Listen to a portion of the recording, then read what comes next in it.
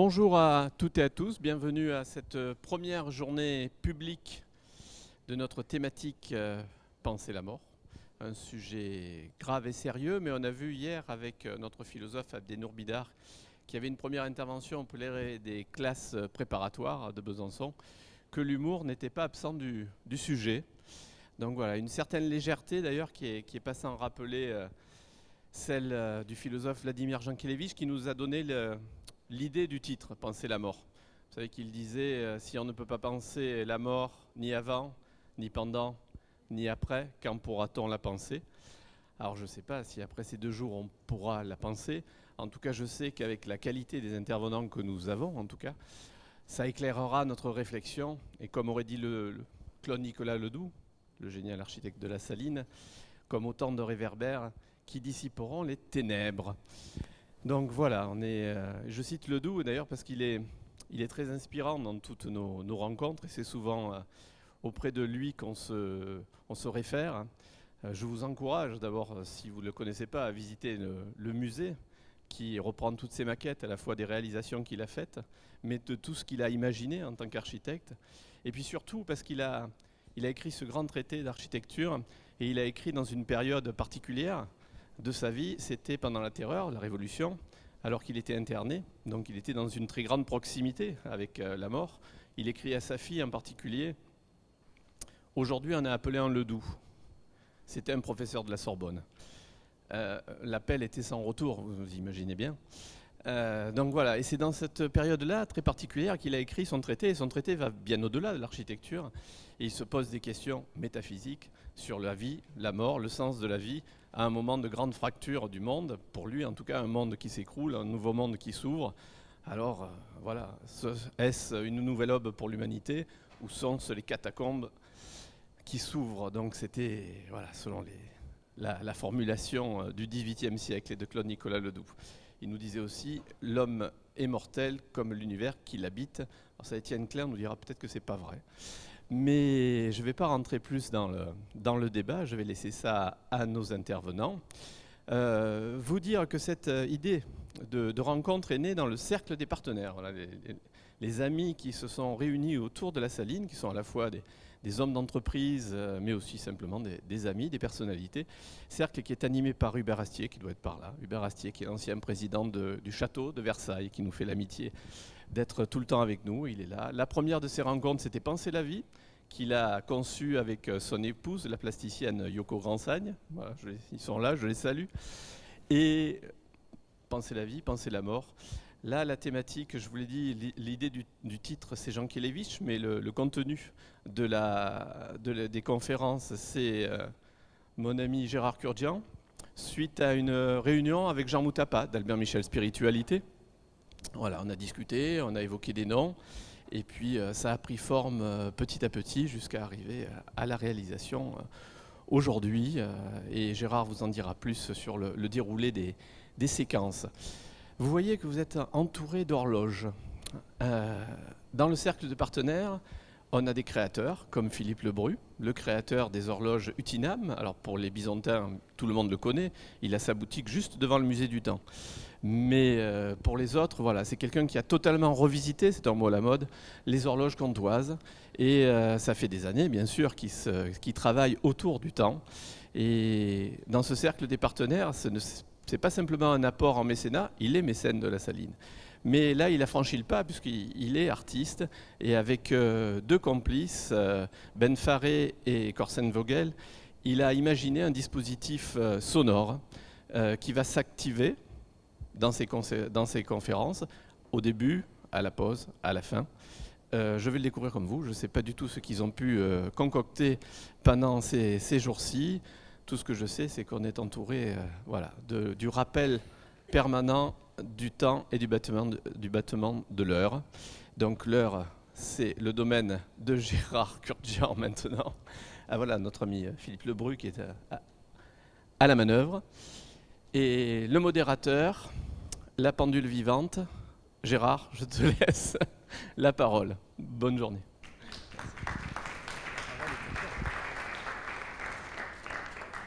On va laisser nos amis plasticiens et musiciens ponctuer l'ouverture de ce colloque. Après, je reviendrai vers vous avec nos amis conférenciers.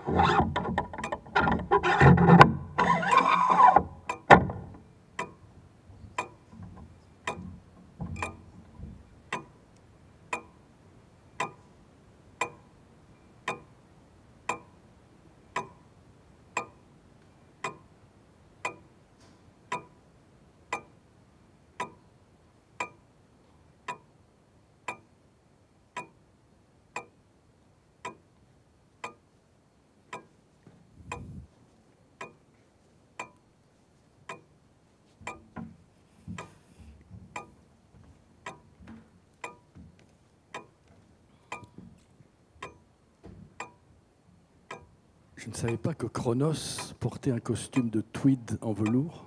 Vous venez d'assister à la naissance du temps, ici à la Saline Royale d'Arc et Sénan. Il y en a qui s'échinent à trouver des théories du Big Bang. Merci.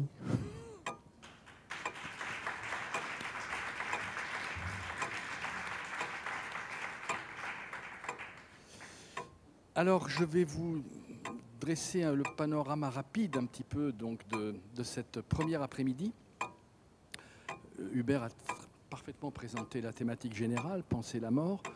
Il y a tellement de manières de s'approcher de ce sujet. Certains pourraient dire d'ailleurs que la mort n'est pas un sujet, pour paraphraser une phrase de Marivaux. En réalité, il fallait bien faire une sélection, puisque 2 après-midi, c'est court. Et donc,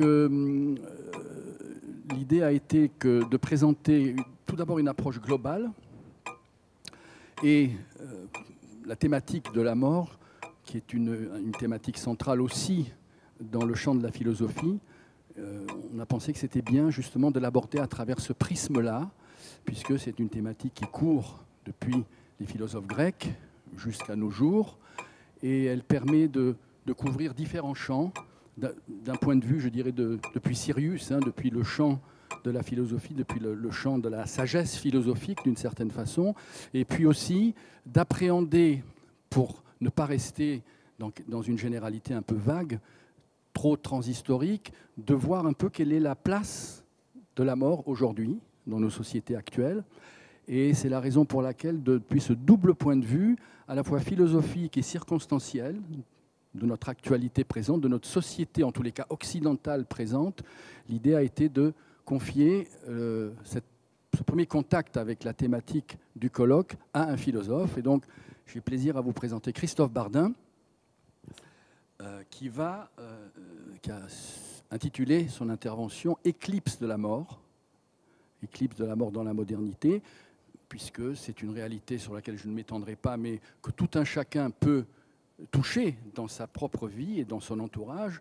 La mort a plus ou moins quitté nos horizons, en tous les cas dans notre vie quotidienne.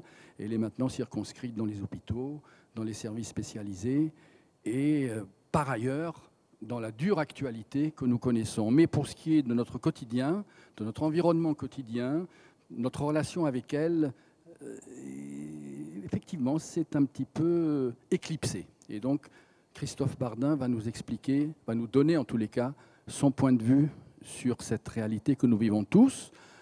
Ensuite, toujours pour rester dans cette approche généraliste, il était intéressant aussi d'avoir le point de vue d'un philosophe psychanalyste, Daniel Sibony, qui est présent parmi nous et qui prendra le relais après Christophe Bardin.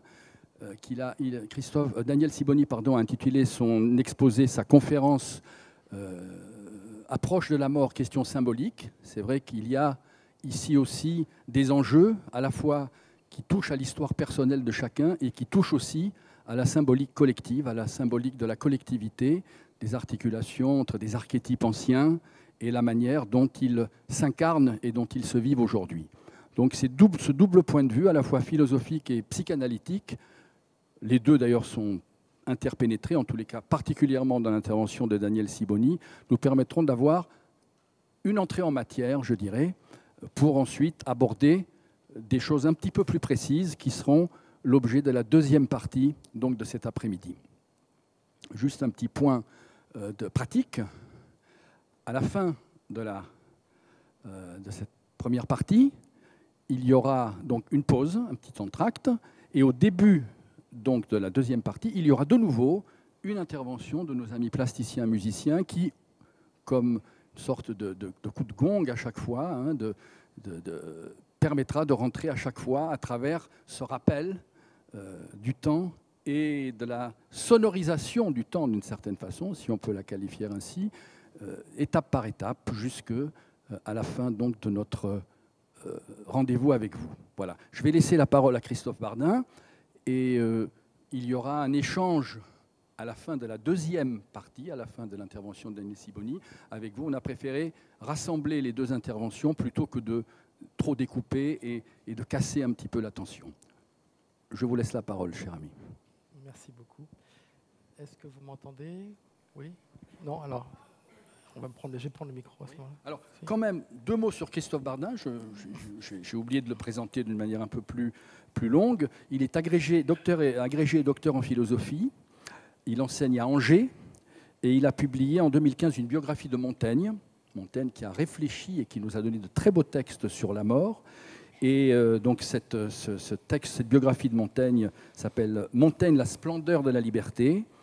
Et il travaille aussi sur la poésie. Il a travaillé sur une édition des poésies complètes de la Boétie. Donc, vous voyez, on est toujours dans cette thématique autour de Montaigne, la Boétie, cette période de la littérature française où ces interrogations, à la fois sur la complexité du rapport à la mort et aussi la simplicité de l'aborder d'une manière, je dirais, épicurienne, dans le sens le plus profond du terme, est tout à fait vivante.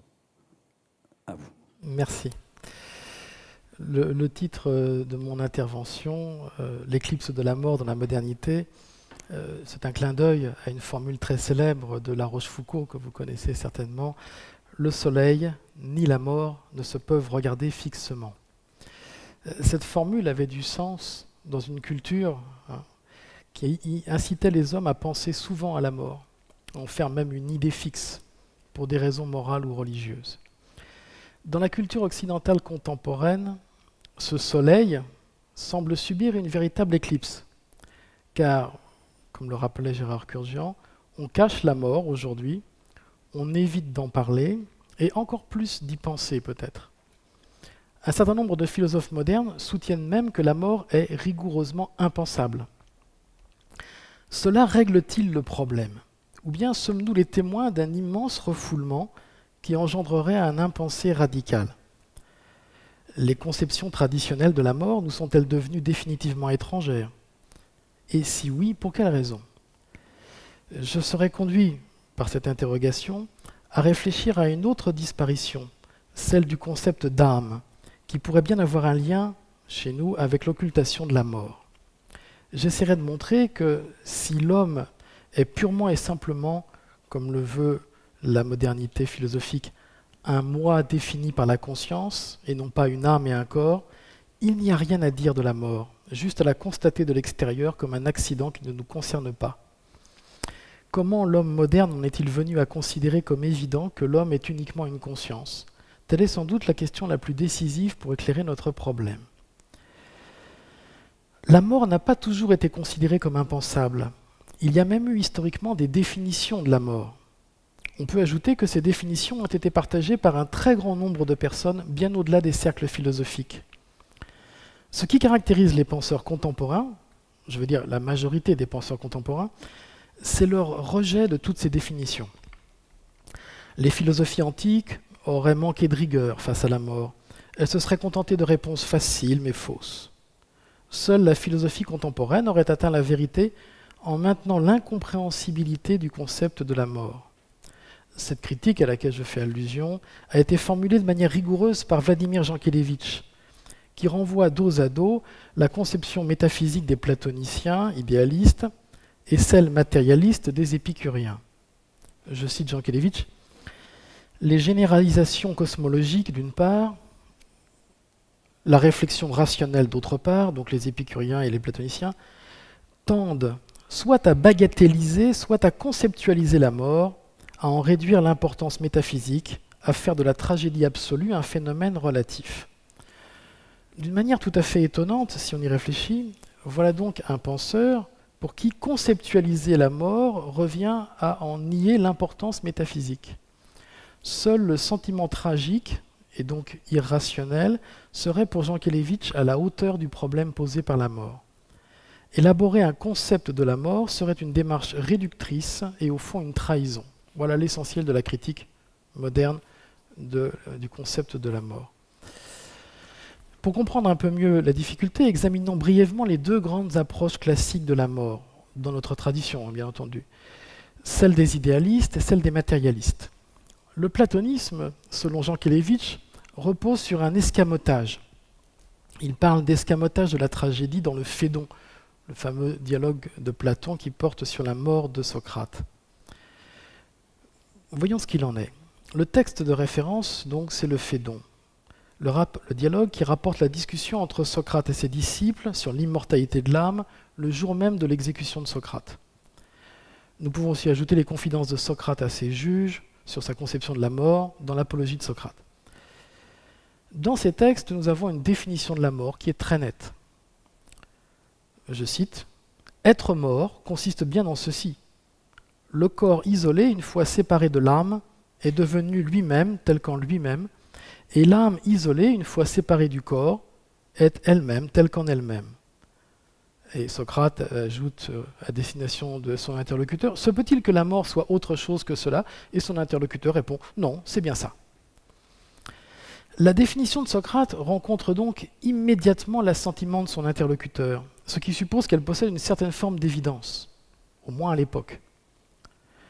On pourrait être tenté d'attribuer cela au fait que son interlocuteur est un philosophe pythagoricien et que donc ils s'entendent sur un certain nombre d'idées fondamentales. Mais il ne s'agit pas de cela. La conception sur laquelle s'appuie Socrate est un lieu commun pour tous les Grecs, au moins depuis Homère. Erwin Rohde, qui était un lettré allemand du XIXe siècle, a parfaitement décrit la représentation homérique de la mort dans son ouvrage classique sur la psyché. Je cite Erwin Rohde.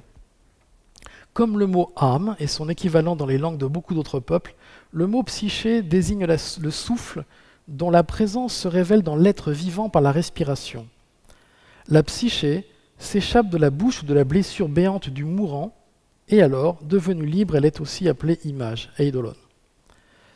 Ainsi donc, cette conception nous présente dans l'homme vivant une sorte d'hôte étranger, un double moins consistant, un second moi, qui en qualité de psyché, l'âme, habite en lui. Je crois que cela nous paraît bien étrange aujourd'hui.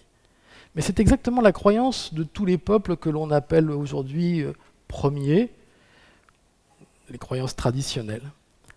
L'idée que la mort consiste dans la séparation de l'âme et du corps, loin d'être une spéculation philosophique subtile, repose au contraire sur un consensus d'un très grand nombre de peuples traditionnels. Ce qui caractérise plutôt la position de Socrate, c'est la manière dont il conçoit la substantialité de l'âme, à partir de son affinité avec les idées.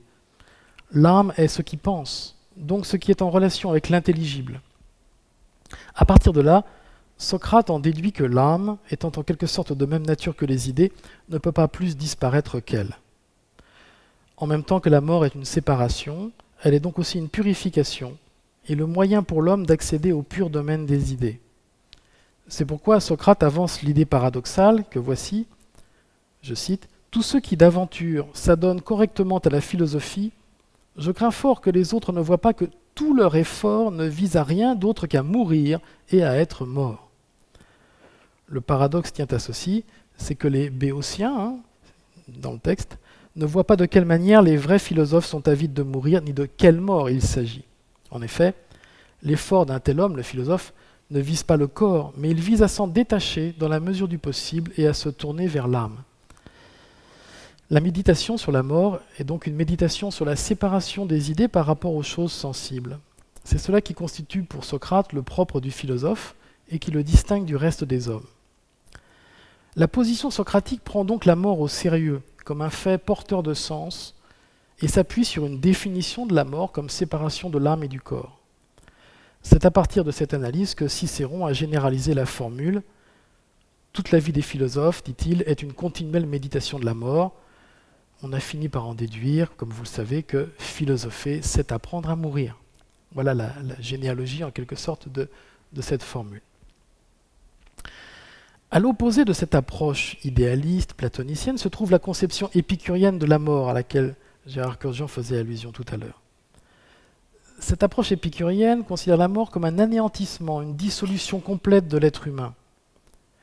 Il est toutefois important de remarquer qu'Épicure, lui aussi, part de l'idée d'une séparation de l'âme et du corps. Mais puisque pour lui l'âme aussi est matérielle, la dissolution du lien entre l'âme et le corps se traduit par l'anéantissement de l'homme en tant que tel, l'évanouissement du souffle vital dans l'air environnant. Je cite une phrase d'Épicure, « La mort est une désagrégation des atomes réunis dans le corps, une séparation d'avec ceux de l'âme. Avant déjà que se produise la décomposition du corps, l'âme, sortie de lui, périt. Comme elle n'est plus retenue par lui, elle est dispersée par le vent, elle se dissipe dans l'air comme une fumée. L'âme de cet homme particulier n'existe plus. Épicure en conclut que la mort n'est rien par rapport à nous, car ce qui est dissous ne sent pas, ce qui ne sent pas n'est rien par rapport à nous. Malgré une opposition essentielle sur la question de la survie après la mort, on voit que Socrate et Épicure partagent malgré tout une définition commune de la mort, comme séparation des éléments constitutifs de l'être humain.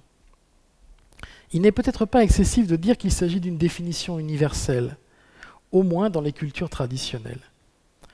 Elle repose en dernière analyse sur l'expérience commune du dernier soupir. La mort consiste à expirer, sans métaphore, autrement dit à rendre l'âme. Quelque chose disparaît manifestement au moment de la mort, et ce n'est pas le corps puisqu'il est toujours là, mais sans vie et sans mouvement. Le corps, laissé à lui-même, redevient poussière. Ce qui faisait la vie de l'homme a disparu tout simplement. Nul besoin d'être philosophe pour le voir d'ailleurs. Ce qui appartient à la philosophie, c'est l'interprétation de ce fait expérimental et indéniable. La question qui se pose désormais à nous est la suivante. Pourquoi cette vision apparemment universelle chez les anciens, qui sont en même temps nos ancêtres, s'est-elle obscurcie ou évanouie? Comment se fait-il que le fait expérimental lui-même soit devenu douteux et, pour ainsi dire, objet de scandale à notre époque? Nous devons remonter au début de la modernité pour saisir cet obscurcissement au point de sa naissance. Le tournant concernant les conceptions de la mort se situe au début de la modernité, comme le reconnaissent les historiens. Des signes avant-coureurs sont visibles dès la fin du Moyen-Âge. Avant que le doute et l'inquiétude ne s'emparent de la société occidentale tout entière, le rejet de la conception antique et classique de la mort s'élabore chez l'un des premiers grands écrivains modernes, le poète et penseur italien Pétrarque. Il vaut la peine de le prendre sur le fait. Pétrarque, c'est évidemment l'inventeur du sonnet, l'auteur de Canzoniere le plus célèbre, mais c'est aussi un écrivain et un penseur. Il a écrit des textes philosophiques d'une grande profondeur. Alors bien entendu, Pétrarque, à la fin du Moyen-Âge, reste tributaire de la culture qu'il reçoit de l'Antiquité, dont il est pétri. Il connaît par cœur des passages entiers de Cicéron, particulièrement des Tusculanes, des textes dont nous avons extrait la formule « philosopher, c'est apprendre à mourir ».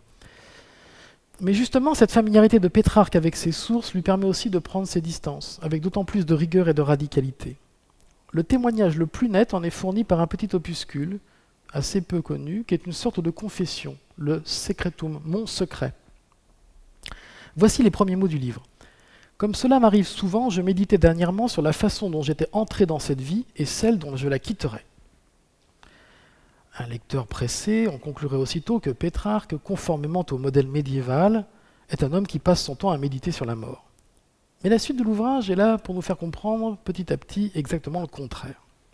Voilà comment. Pétrarque commence par raconter qu'il a une apparition. Il a eu une apparition. La vérité en personne, sous la forme d'une très belle femme, est venue le trouver. À côté de cette vierge se tenait saint Augustin, le maître que Pétrarque admirait le plus, parmi tous les auteurs latins. La vérité confie à Augustin le soin de guérir la maladie de Pétrarque. Nous apprenons donc qu'il est malade.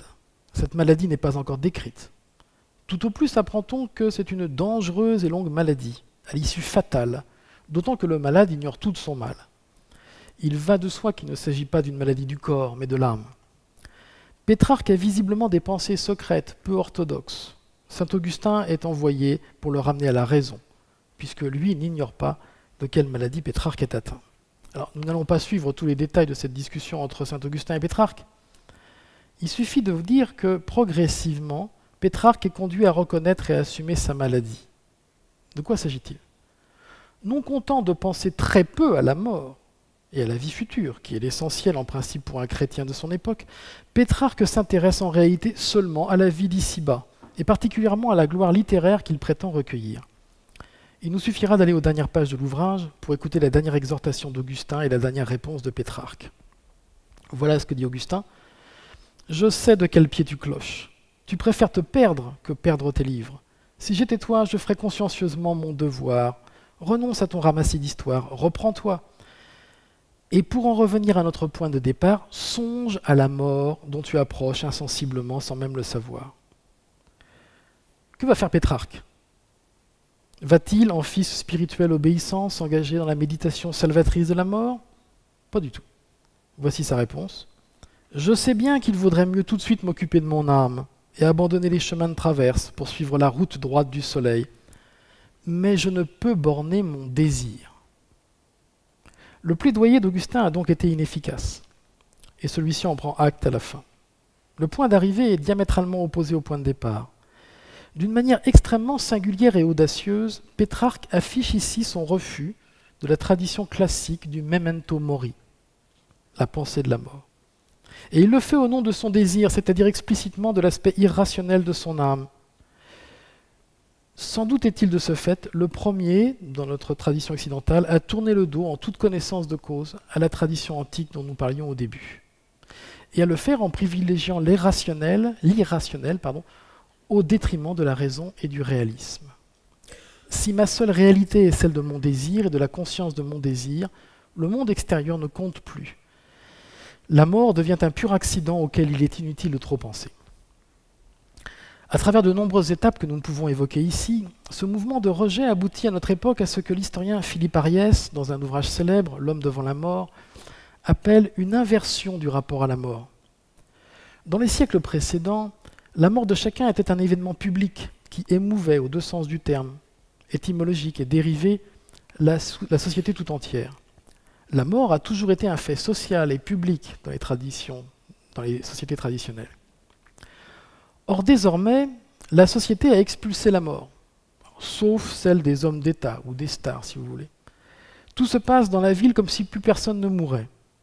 Un renversement complet des mœurs s'est fait, ou paraît s'être fait en très peu de temps. Le diagnostic est confirmé par le créateur français de la thanatologie, la science de la mort, Louis-Vincent Thomas, qui dit « Dans la civilisation occidentale aujourd'hui, qui pousse très loin l'individualisme, on refoule la mort. Il est question alors de tabou et même de dénégation, ainsi que l'ont souligné les anthropologues. » Quelques mots sur cette situation présente que nous connaissons bien. Il s'agit d'abord de cacher la mort et les mourants pour qu'ils disparaissent du paysage social visible. Louis-Vincent Thomas parle d'un escamotage des mourants. Les phénomènes les plus marquants sont la disparition des convois funèbres, l'hospitalisation systématique des mourants, à quoi on pourrait ajouter un phénomène qui a pris de l'ampleur depuis une trentaine d'années, la multiplication assez extraordinaire des maisons de retraite, où l'on rassemble et met à part les personnes dont l'autonomie devient insuffisante.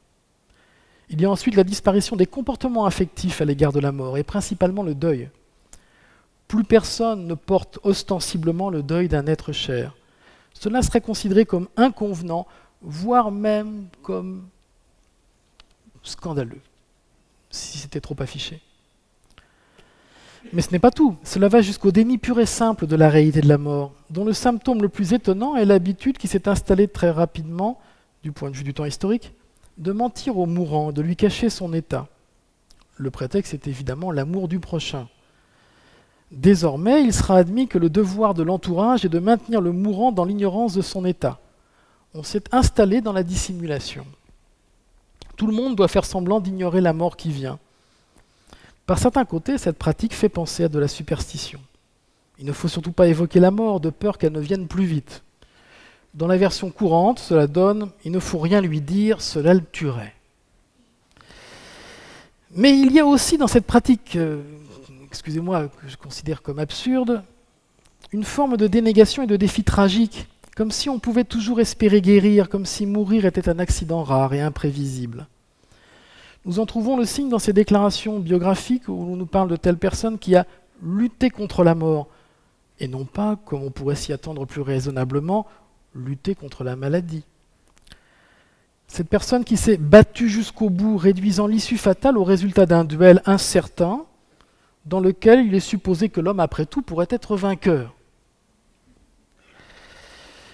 Les propos de Simone de Beauvoir sur la mort de sa mère, je ne prends qu'un exemple, mais il y en a des centaines.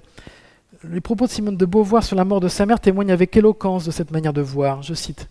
« Il n'y a pas de mort naturelle. Rien de ce qui arrive à l'homme n'est jamais naturel, puisque sa présence met le monde en question. Tous les hommes sont mortels, Mais pour chaque homme, sa mort est un accident. Et même s'il la connaît et y consent, c'est une violence indue. Philippe Ariès, l'historien, en conclut très justement « L'attitude devant la mort est définie dans l'hypothèse impossible de la réussite, c'est-à-dire survivre à tout prix. C'est pourquoi elle n'a plus de sens. Si la mort n'a plus de sens, c'est parce que l'homme moderne s'imagine qu'il pourrait ne pas mourir. De fait, Jean Kelevitch, le philosophe dont on a parlé tout à l'heure, présente comme une donnée universelle la réflexion suivante. Qui sait? Peut-être la mort m'oubliera-t-elle? Peut-être une omission du destin me dispensera-t-elle de l'épreuve suprême?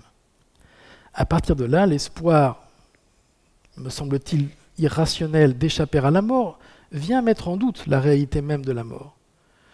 Goethe avait écrit quelque chose de semblable déjà dans une lettre en désignant la mort comme l'impossibilité qui devient réalité. Nous sommes ici devant une sensibilité typiquement moderne. Il est inutile de souligner l'aspect très irréaliste et un peu fou de cette attitude, mais le plus surprenant, c'est que presque tout le monde finit par trouver cela normal. Comment cette dénégation, cette exclusion de la mort, pour reprendre encore une fois l'expression de Philippe Ariès, a-t-elle pu s'imposer dans notre civilisation comme allant de soi? Et pourquoi, dans le même temps, semblons-nous de plus en plus fascinés par le spectacle de la mort, autrement dit par la mort en tant que spectacle? L'analyse historique éclaire l'évolution des comportements sociaux, mais cet aspect de la question ne se suffit pas à lui-même. Il se trouve qu'un certain nombre de philosophes modernes ont contribué de manière non négligeable à l'élaboration de ces nouvelles idées sur la mort. Nous nous trouvons même devant une véritable vulgate philosophique, que vont répétant les philosophes les plus représentatifs de la modernité, faisant preuve pour une fois d'une curieuse unanimité. L'opinion philosophique contemporaine sur la mort revient à quelque chose d'assez simple. La mort est impensable.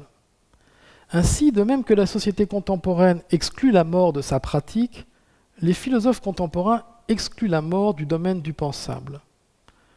Le développement de la mort spectacle rejoint en fait cette négation de la pensée. Les vidéos macabres, les films d'horreur n'engendrent ni l'analyse ni la réflexion.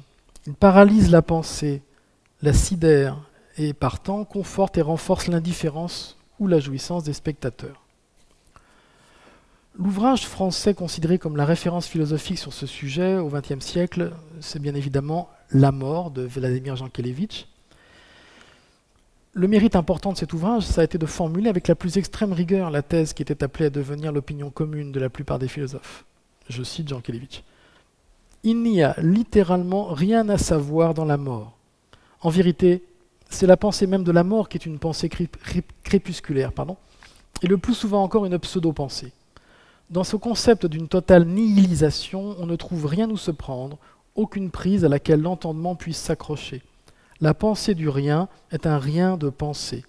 La pseudo-pensée de la mort n'est qu'une variété de somnolence, etc. » Jankélévitch va jusqu'à affirmer que la pensée de la mort serait une pensée contre nature. Je cite. La conséquence sur le plan philosophique, c'est qu'on ne peut donc pas élaborer un concept de ce qu'est la mort. La mort tétaniserait le discours philosophique. Pour citer à nouveau Jankélévitch, aussi la philosophie de la mort risque-t-elle de se réduire à une tautologie stationnaire, excluant tout développement, tout progrès dialectique, ne va-t-elle pas piétiner sur place? Le philosophe de la mort, dit Jankélévitch, est d'emblée au bout de son rouleau. On pourrait faire remarquer avec un sourire que Jankélévitch a tout de même réussi à en parler pendant plus de 450 pages. Le rouleau dure longtemps. Mais il indique lui-même de quelle manière. Il nous a donné la clé.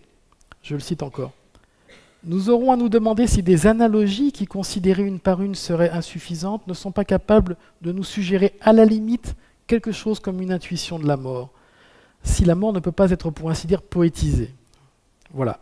À défaut de pouvoir tenir un discours conceptuel, reste donc la possibilité d'un discours poétique, imagé, qui se situera dans l'à peu près.